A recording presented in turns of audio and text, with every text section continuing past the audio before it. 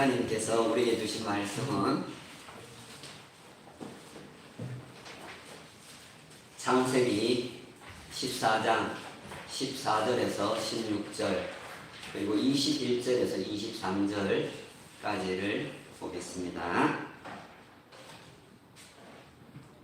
구약성경 창세기 14장 14절에서 16절 또 21절에서 23절까지를 우리 한 음성으로 읽도록 하겠습니다. 함께 찾으셨으면 읽습니다. 시작. 아브라함이 그의 조카가 사로잡혔음을 듣고 집에서 길리고 훈련된 자 318명을 거느리고 단까지 쫓아가서 그와 그의 가신들이 나뉘어 밤에 그들을 쳐 부수고 다메섹 왼편 호바까지 쫓아가 모든 빼앗겼던 재물과 자기의 조카 롯과 그의 재물과 또 부녀와 친척을 다 찾아왔더라. 21절부터 23절까지도 읽습니다. 시작. 소돔 왕이 아브라함에게 이르되 사람은 내게 보내고 물품은 네가 가지라. 아브라함이 소돔 왕에게 이르되 천지의 주제시요 지극히 높으신 하나님 여호와께 내가 손을 들어 맹세하노니 네 말이 내가 아브라함으로 지구하게 하였다 할까 하여 내게 속한 것은 심 한 오락이거나 들매끈 한 가닥도 내가 가지지 아니하니라. 아멘. 오늘도 예배 자리에 나오신 한 분 한 분을 주님의 이름으로 사랑하고 또 축복하고 환영합니다. 5월은 화목과 화평을 주제로 이렇게 말씀을 나누고 있습니다. 4월 달에는 평안, 이 마음의 어떤 평안에 초점을 두었다면 5월은 가정의 화목, 화평에 조금 더 초점을 두어서 말씀을 나누고 있습니다. 오늘 설교 제목은 가족 친척과 친밀감 유지하기입니다. 나누기가 아니고 친밀함, 화평함을 나누기가 아니고 유지하는 것에 초점을 맞춰서 말씀을 나누려고 합니다. 오늘은 원래 어버이 주일이라서 자녀가 부모에게 이렇게 효도하는 것에 초점을 맞추어서 말씀을 전하면 좋을 텐데 이번에는 그보다는 부모 즉 윗사람의 그 역할론에 대해서 좀 준비를 이렇게 했습니다. 윗사람이 어떻게 하느냐에 따라서 그 복이 자녀들에게도 흘러 들어가게 된다라는 내용을 좀 다루려고 합니다. 오늘은 삼형제 이야기로 이렇게 말씀을 시작을 합니다.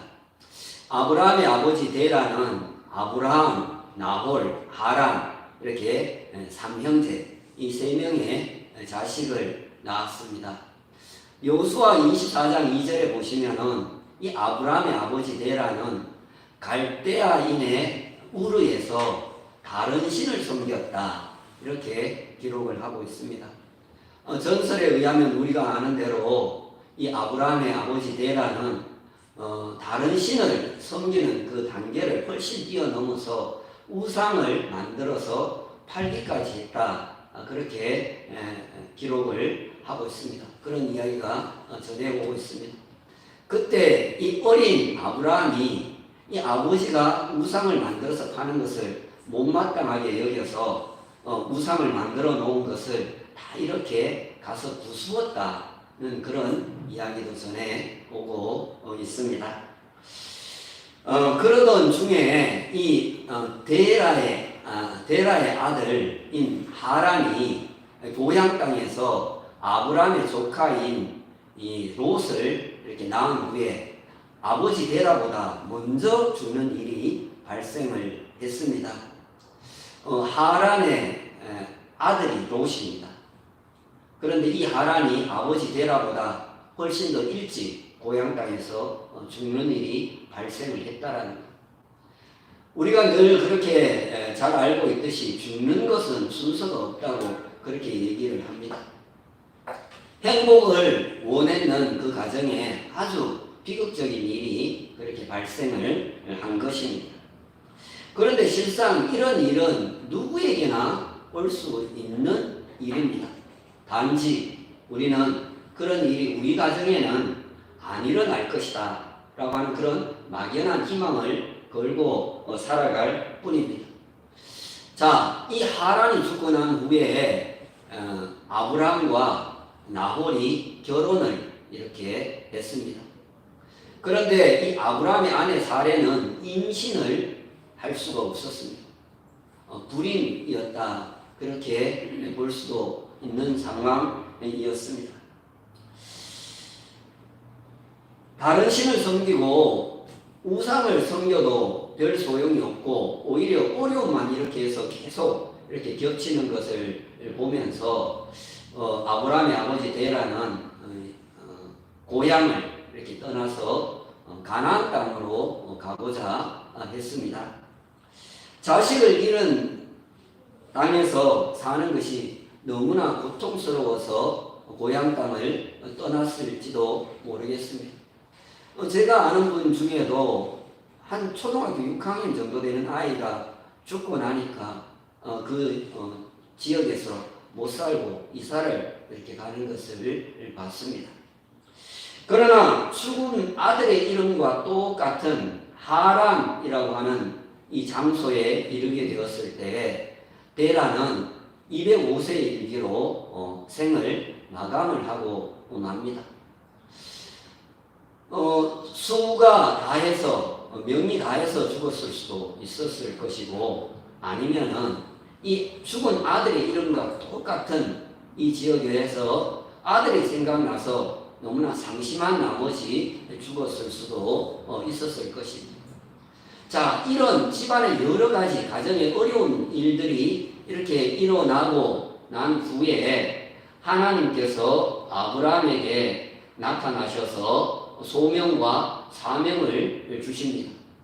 창세기 12장 1절입니다. 너는 너의 고향과 친척과 아버지의 집을 떠나서 내가 네게 지시할 땅으로 가라. 이렇게 명령이 주어지는 것을 볼 수 있습니다. 이는 하나님만을 믿고 살도록 하기 위함이었다라는 것입니다. 이때 이 하나님의 명령에 아브라함은 이렇게 응답을 합니다. 창세기 12장 4절입니다. 이에 아브라함이 여호와의 말씀을 따라갔고 롯도 그와 함께 갔으며 이렇게 말합니다. 모험을 걸기에는 꽤 늦은 나이였지만은 아브라함은 하나님 말씀에 순종을 했습니다. 조카 롯도 삼촌 아브라함을 따라갔습니다.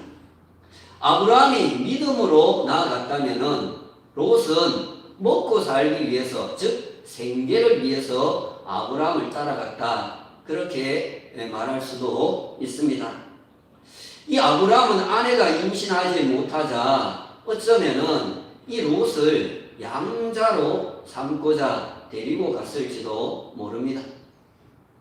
롯도 아브라함이 마치 자기 아버지처럼 그렇게 느껴졌을 것입니다. 하나님의 약속을 따라 길을 떠난 후 그리 오래지 않아서 아브라함은 가축과 은금의 풍부함을 얻게 됩니다. 가축과 은금이 풍부해졌습니다. 창세기 13장 2절에 그렇게 말씀을 하고 있습니다. 물론 그가 부자가 된 아픈 사연이 있어요. 그것을 여기서는 말씀을 드리지는 않겠습니다. 어떻게 해서 부자가 됐는지 그 사연이 참 아픈 사연이었어요. 어쨌든 우리들도 하나님의 말씀을 따름으로 이 풍부의 복을, 축복을 다 받는 우리 큰빛 가족들이 되기를 주님의 이름으로 축원합니다. 아브라함만 복을 받은 게 아니고 롯도 부자가 됩니다. 아브라함의 복이 그에게로 흘러 들어가게 된 것입니다. 여러분, 믿음의 사람을 따라 믿음의 걸음을 흉내만 내더라도 어느 정도의 복을 받을 수가 있다라는 것. 믿음 생활 잘하는 사람 있잖아요. 그 사람을 따라서 흉내만 내더라도 어느 정도의 복을 받는다는 것입니다. 이왕이면 우리는 아브라함처럼 복의 통로로 그렇게 살아갈 수 있기를 주님의 이름으로 축원합니다. 나만 복 받는 게 아니고 나의 복이 다른 사람들에게 흘러 넘쳐가도록 그렇게 하면은 훨씬 더 복된 인생이 아니겠습니까? 두 사람이 얼마나 큰 복을 받았느냐 하면요, 그들의 동거를 허락하지 않을 정도의 큰 복을 받았어요. 장소가 너무 좁아가지고 두 사람이 동거를 할 수 없을 정도로 그렇게 큰 복을 받았다라는 거예요. 자, 그런데 재산이 점점 많아지자 아브라함과 이삭 사이에 이상한 기류가 포착이 됩니다. 땅 때문에, 물 때문에, 또 풀 때문에 목자들 간에 서로 이렇게 자주 다투는 일이 발생을 하자 끝내 이 롯이 불편한 심기를 삼촌에게, 아브라함에게 드러내고 말았습니다. 이로 인해서 두 가정이 화목한 관계가 깨어질 위기를 맞게 됩니다. 여러분, 이런 위기를 맞을 때에 해결할 수 있는 방법, 좋은 방법이 하나 있는데 알려드릴까요? 하나님이 그 주신 복을 몽땅 다 걷어가시면 됩니다.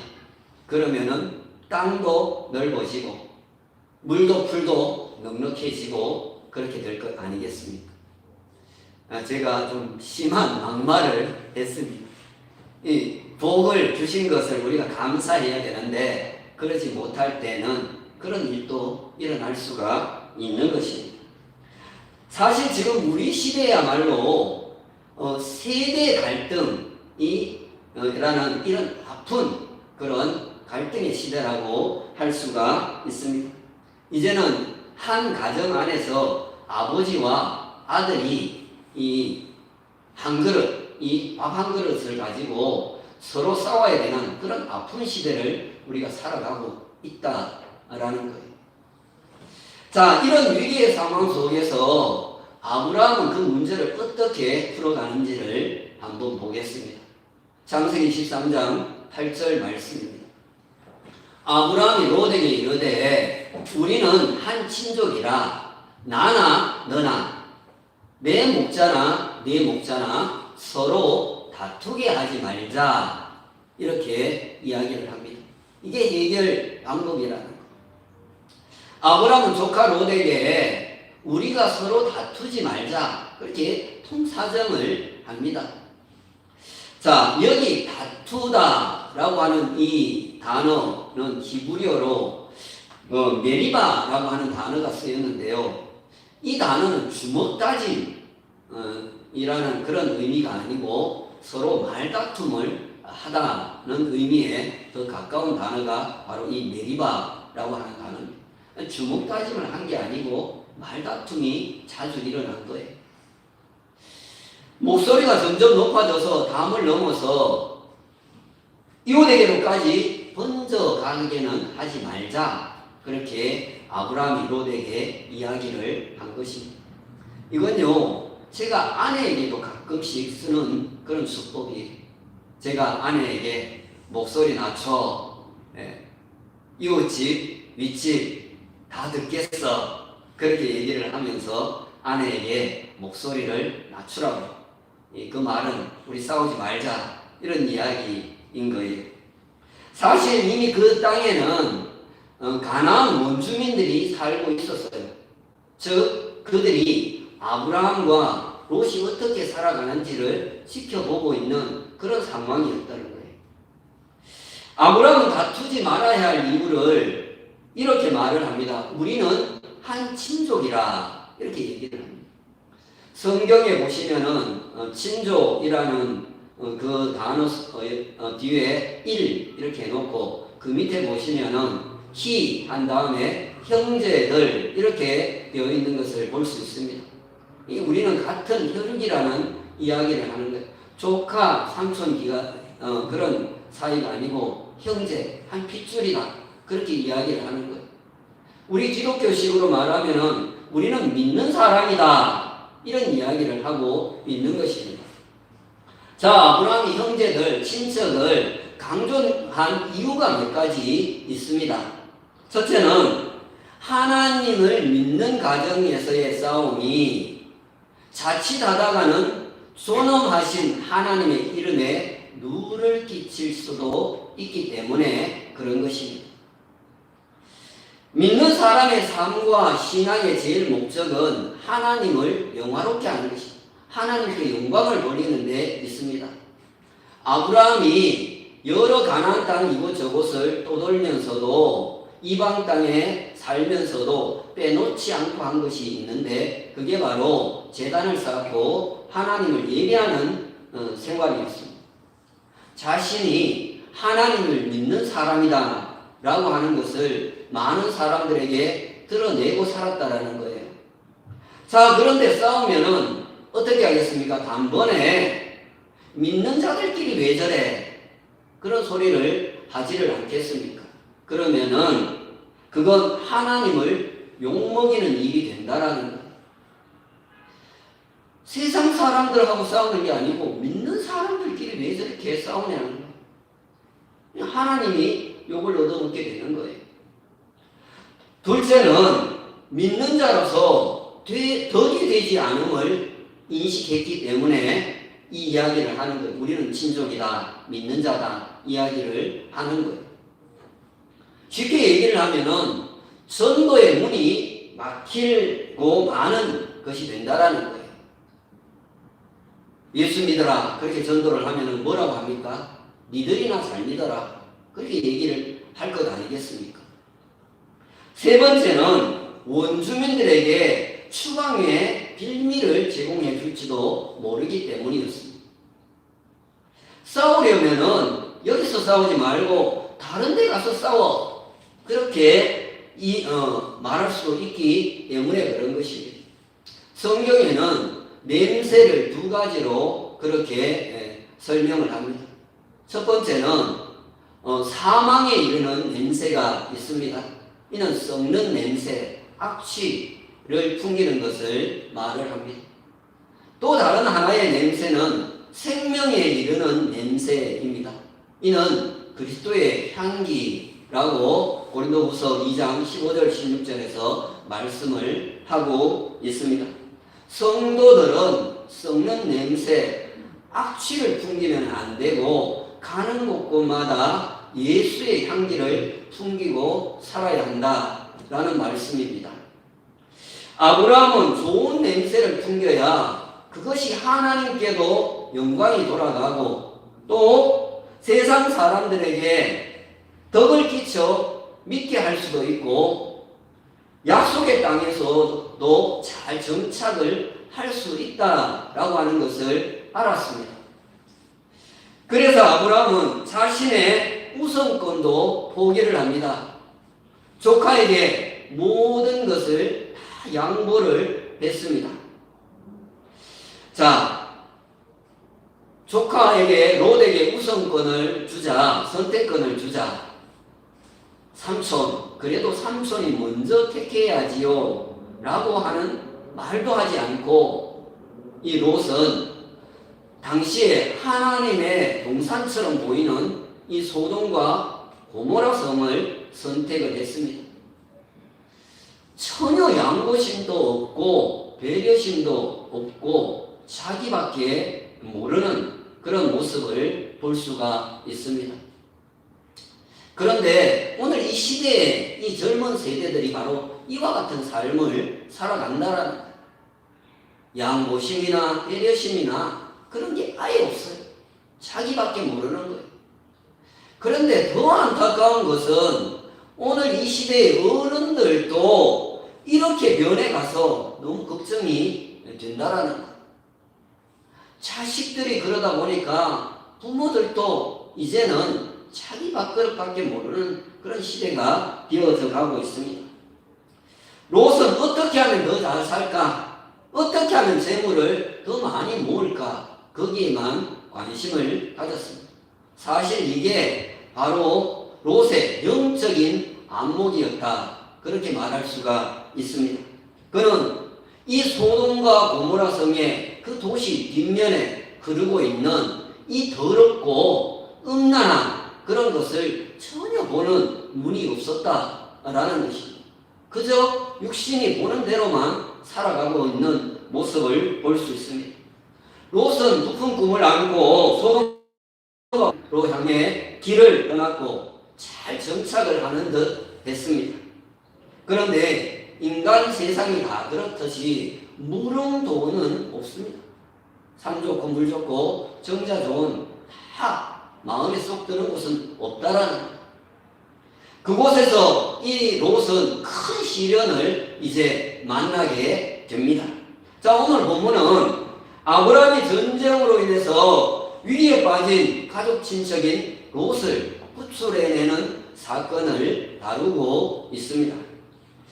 전쟁은 이 지구상에서 끊임없이 일어납니다. 역사 이래로 계속 되어지고 있는 것입니다. 아이러니하게도 전쟁은 대개 평화와 질서라는 명분 하에서 벌어지고 있다라는 것. 명분은 그럴듯해요, 다. 그런데 사실 전쟁의 뿌리는 죄입니다. 욕망, 욕심, 더 소유하고자 하는 그 마음에서 서로 이 투쟁이 벌어지게 된다는 것입니다. 나라와 나라 간의 전쟁도 그렇고 또 이웃과의 전쟁도 그렇고 가정 안에서의 싸움도 그렇고 내 마음에서 일어나는 심중 전쟁도 그렇습니다. 대개 욕심, 이 탐욕 여기서 출발을 한다는 것입니다. 자, 아브라함 당시에도 살벌한 전쟁이 있었습니다.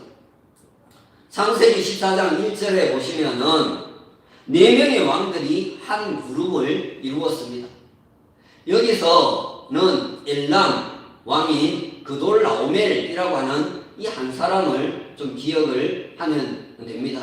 1절에 4명의 왕이 2절에 5 왕과 이제 전쟁을 하게 됩니다.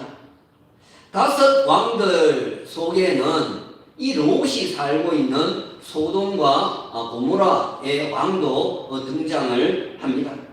창세기 14장 4절에 보시면은 소돔 고모라에 속한 이 5 왕이 4왕의 리더격인 이 엘람 왕 그돌라오멜을 12년 동안 섬기다가 13년째 되어서 배반을 한 것이 바로 이 전쟁의 원인이 되었습니다. 그런데 좀 더 깊이 이렇게 내막을 들여다보면은 문제는 엘람 왕에게 그돌라오멜에게 있었습니다. 창세기 12장 10절에 보시면은 이 아브라함이 살 당시에 이 가나안 땅에 큰 흉년이 큰 기근이 들게 됩니다. 큰 기근으로 모두가 힘들어하는데도 이 엘람 왕 그돌라오멜은 그걸 전혀 고려치를 않은 채 계속해서 이 5 왕에게 조공을 바치도록 그렇게 요구를 해왔던 것입니다. 참다 못해서 이 약소국들이 정치적 자주적 그런 독립을 획득하고자 반기를 든 사건이 바로 이 전쟁의 시작이 되었다라는 것입니다. 고양이도 막다른 골목에 이르면은 쥐를 문다고 하지 않습니까? 제가 반대로 얘기를 했네요. 예. 네, 정신 차리라고. 예. 자, 그런데 이 5 왕의 실책이 하나 있습니다. 엘람 왕 그돌라오멜이 조공을 원했기 때문에 그와만 상대를 하면은 승산이 있다 이렇게 여겼던 것 같습니다. 하지만 엘람 왕도 더 막강한 힘으로 연합군을 형성을 하게 되었던 것입니다. 엘람 왕 그돌라오멜이 자신을 돕도록 다른 사람들에게 어떤 힘으로 협박을 했든지 아니면은 전쟁에서 승리를 하고 나서 그 전리품을 함께 나누자고 했던 어떻든 이렇게 다른 세 나라도 이 엘람 왕을 도와서 전쟁을 벌이게 된 것입니다. 여러분, 이게 세상의 힘이라는 거예요. 동맹을 맺은 4 왕이 다 다섯 왕을 치는 그런 명분을 가지고 여러 다른 나라들을 파죽지세로 밀고 내려옵니다. 정복을 해옵니다. 그래서 이 다섯 나라 외의 다른 나라들도 큰 피해를 입게 됩니다. 추풍낙엽처럼 그렇게 여러 나라들이 초토화가 되었습니다. 대단한 위협이었고 대단한 힘이었습니다. 드디어 네 왕과 다섯 왕이 이렇게 맞서게 됩니다. 그런데 이게 웬일입니까? 전쟁터인 그 당시에 지금으로는 염해 사해 바다 근처인 이 시띵 골짜기에서 전쟁을 하게 되었는데요. 거기에는 역청 무더기가 많이 있었습니다. 이 사람이나 이렇게 빠지면은 나올 수 없는 곳이. 이곳에 소돔과 고모라의 그 많은 병사들이 이렇게 빠지게 되고 일부는 겨우 산으로 도망을 하게 됩니다. 소돔 왕도 겨우 목숨만 그렇게 건지게 되었습니다. 아마 자신들이 지리적으로 잘 알고 있다 그렇게 얘기해서 이 적들을 그곳으로 유인을 하려고 했는데 오히려 자신들이 함정에 빠지는 꼴이 되었다라는 이걸 자충수 그렇게 이야기를 합니다. 스스로 함정한 거죠. 자, 창세기 14장 11절과 12절에 보시면은 네 왕이 소돔과 고모라의 모든 재물들을 이렇게 탈취를 하고 또 사람들을 사로잡고 그러는 중에 이 아브라함의 조카인 롯도 사로잡아가고 그의 모든 재산, 여인들 그리고 친척들을 이렇게 사로잡아 가게 됩니다. 그동안 아브라함이 롯이 한 행동을 생각하면은 아브라함의 입장에서 어떨 것 같습니까? 그래, 롯이다.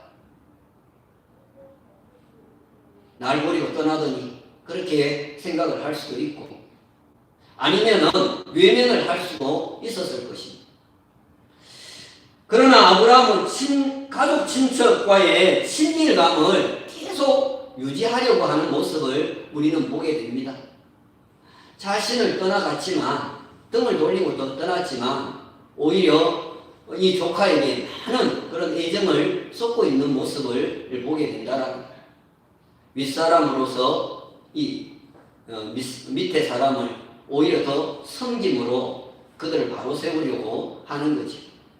자, 창세기 14장 14절에서부터 16절까지 오늘 이렇게 본문에 보시면은 아브라함이 조카가 사로잡혀 갔다라는 그 소식을 듣자마자 자신의 집에서 길리었던 318명의 그런 가신들을 데리고 그들을 뒤쫓아가서 밤에 그들을 무찌르고 이 소돔과 고모라에 있는 사람들, 포로를 끌려갔던 사람들 뿐만 아니라 또 그들의 재산과 롯의 생명과 또 롯의 모든 재산, 여인들, 친척을 다 구해내는 것을 볼 수가 있습니다. 어쩌면은 아브라함의 입장에서 보면은 생명을 건 거예요. 조카를 위해서 목숨을 건 것입니다. 희생이 따르는 것입니다. 롯의 입장에서 봤을 때 이 삼촌이 얼마나 고맙고 감사가 되겠습니까? 자, 오늘 본문은 아브라함의 역할론을 최대한 두각을 시키고 있는 것을 볼 수 있습니다. 우리가 오늘 이 말씀 속에서도 알 수 있지만은 롯도 아주 미미하지만 잘 드러나지 않고 있지만 하나님을 믿는 사람입니다. 하지만 그는 자신이 몸담고 있는 이 소돔과 고모라 성이 위기를 맞고 자신의 모든 재산과 여인들 친척들이 어려움에 봉착해 있어도 전혀 아무런 힘을 쓰지를 못하고 있는 것을 볼 수가 있습니다. 오히려 그 속에 빠져서 허우적대고 있는 자신도 위기를 맞고 있는 이런 모습입니다. 그러나 아브라함은 다릅니다. 선하신 하나님께서 하나님의 사람 아브라함에게 힘을 주심으로 불리한 상황을 유리한 상황으로 역전을 시켜놓는 이 아브라함의 역할을 우리는 보게 되는 것입니다. 오늘 시대, 이 시대의 그리스도인의 역할이 바로 이래야 한다라는 것입니다. 유명무실하면 안 됩니다. 있으나 마나 하면 안 된다라는 것입니다. 우리의 존재감이 이 땅에서 확실히 드러나야 한다라는 것입니다. 아브라함처럼 없어서는 안 되는 꼭 필요한 그런 사람들로 살아가는 우리 큰빛 가족 되기를 예수님의 이름으로 축원합니다. 자, 이제 전쟁에서 아브라함이 승리하고 돌아오자 소돔 왕이 나가서 반가이 영접을 해줍니다. 그리고 오늘 본문 21절에 보시면은 이 소돔 왕이 아브라함에게 이렇게 얘기를 합니다. 사람은 내게 보내고 물품은 네가 가지라. 이렇게 얘기를 합니다. 여러 이 소돔의 사람들과 또 나라들 그리고 사람들 그리고 많은 그런 재산들을 이렇게 목숨을 건져준 그것을 보면은 정말 아브라함이 너무나 큰 대단한 일을 한 것입니다. 또한 전쟁에서 공을 세웠기 때문에 그 전리품도 아브라함이 차지한다고 해도 전혀 문제될 것이 없었습니다. 그럼에도 아브라함은 오늘 본문 23절 끝절에서 이렇게 이야기를 하는 것을 볼 수가 있습니다. 오늘 본문 23절, 14장 23절을 천주교에서 사용하는 공동 번역으로 보면은 조금 더 실감이 납니다. 제가 읽어 드리겠습니다. 아브라함이 내 덕에 부자가 되었다라고 할 속셈이요.